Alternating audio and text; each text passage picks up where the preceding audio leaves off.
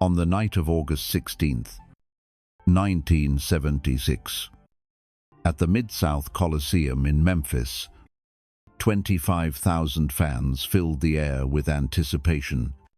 Elvis Presley, the king of rock and roll, stood center stage, bathed in soft light, his presence commanding yet vulnerable. That night, no one could have predicted a moment that would etch itself into history, a love story that would bring the world to tears.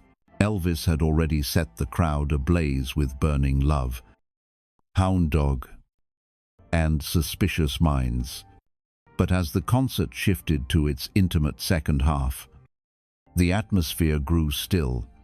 With only an acoustic guitar, he stepped forward, his eyes carrying a depth of emotion. As the first chords of Love Me Tender rang out the song that launched his legend, the entire arena held its breath. Each note was a whisper from Elvis's heart, connecting him to every soul in the room. Then, from the shadows behind the stage, another voice emerged. A woman's voice, pure, untrained, yet heartbreakingly beautiful, blending seamlessly with Elvis's. Harmonies never heard before made the song feel complete in a way it never had. Elvis Presley, his gaze searching the darkness.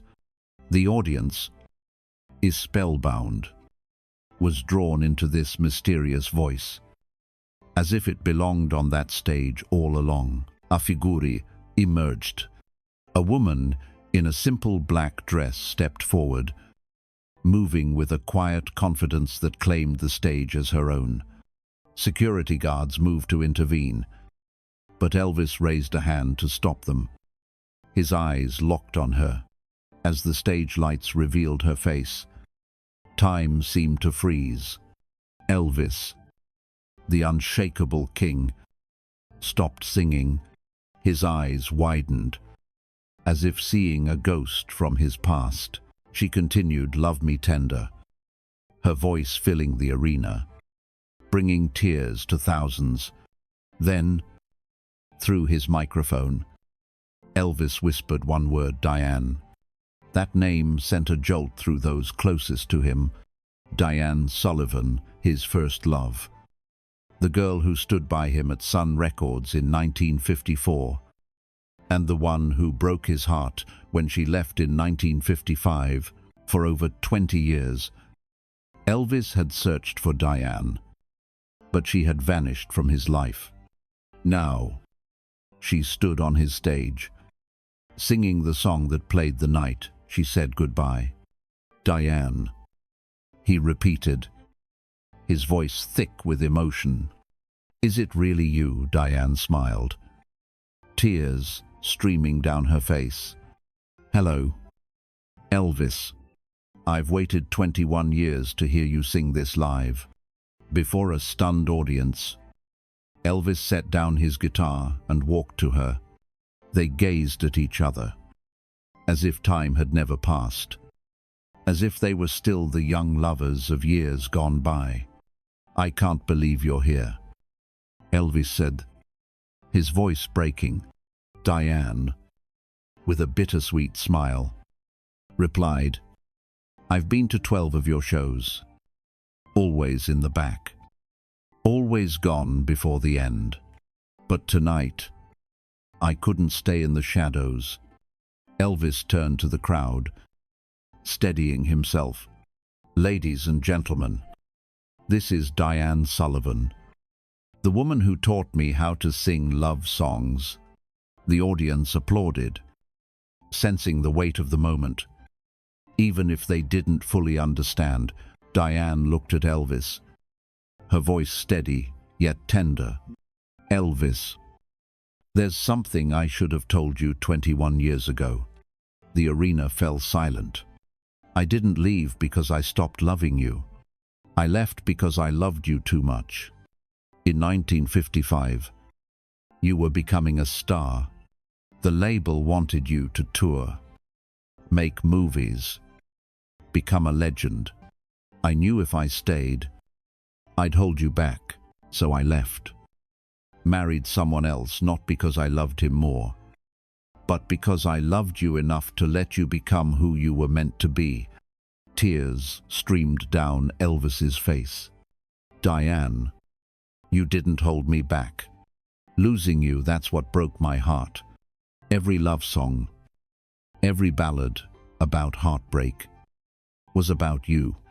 Diane smiled, her voice trembling. Will you sing with me again? Like we did in your mama's living room. Elvis nodded, picked up his guitar, and they sang Love Me Tender together, their voices intertwined, as if time had never torn them apart. The audience didn't just hear, they felt the love, the pain, and the miraculous reunion. That duet brought the arena to tears. As the song ended, Elvis looked at Diane, his eyes full of unanswered questions. Were you happy? Diane. In your marriage, Diane's voice was soft, tinged with sorrow. I had 3 wonderful children, a good husband, but true happiness, no. Elvis, I haven't been truly happy since I left you. She continued. My husband passed 2 years ago.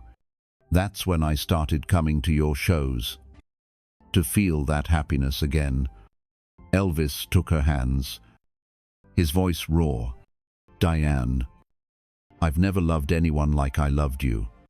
You were my first love, my true love. The crowd held its breath, witnessing a love story unfold before them.